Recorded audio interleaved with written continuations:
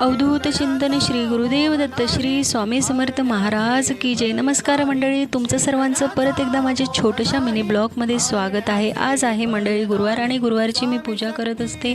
सर्वात आधी उंबरट्याला हळदीने लेपून घेतलेला आहे, त्यानंतर त्यावरती असं छान स्वस्तिक काढून घेतलं आणि त्याची पूजा करून घेतली। त्यानंतर लगेच स्वामी महाराजांचा अभिषेक करून घेतलेला आहे आणि छान अशी मूर्ती जागेवरती ठेवून घेतली। महाराजांना अष्टगंध फूल हार वाहून अशी पूजा करून घेतली। त्यानंतर लगेच महाराजांना प्रसाद दाखवायला घेतला। प्रसाद दाखवून घेतल्यानंतर माझी जी रोजची नित्यसेवा असते ती करायला घेतली। आजचे अध्याय होते 7, 8, 9 आणि अध्याय वाचून घेतल्यानंतर लगेच माळ जप करून घेतला।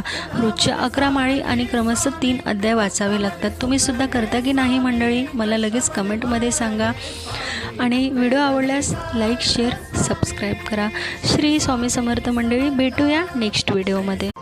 अवधूत चिंतन श्री गुरुदेव दत्त श्री स्वामी समर्थ महाराज की जय। नमस्कार मंडळी, तुमचं सर्वांचं परत एकदा माझ्या छोट्याशा मिनी ब्लॉगमध्ये स्वागत आहे। आज आहे मंडळी गुरुवार आणि गुरुवारची मी पूजा करत असते। सर्वात आधी उंबरट्याला हळदीने लेपून घेतलेला आहे, त्यानंतर त्यावरती असं छान स्वस्तिक काढून घेतलं आणि त्याची पूजा करून घेतली। त्यानंतर लगेच स्वामी महाराजांचा अभिषेक करून घेतलेला आहे आणि छान अशी मूर्ती जागेवरती ठेवून घेतली। महाराजांना अष्टगंध फूल हार वाहून अशी पूजा करून घेतली। त्यानंतर लगेच महाराजांना प्रसाद दाखवायला घेतला। प्रसाद दाखवून घेतल्यानंतर माझी जी रोजची नित्यसेवा असते ती करायला घेतली। आजचे अध्याय होते 7, 8, 9 आणि अध्याय वाचून घेतल्यानंतर लगेच माळ जप करून घेतला।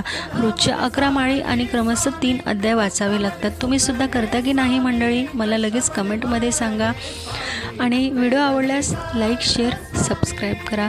श्री स्वामी समर्थ मंडळी, भेटूया नेक्स्ट व्हिडिओमध्ये।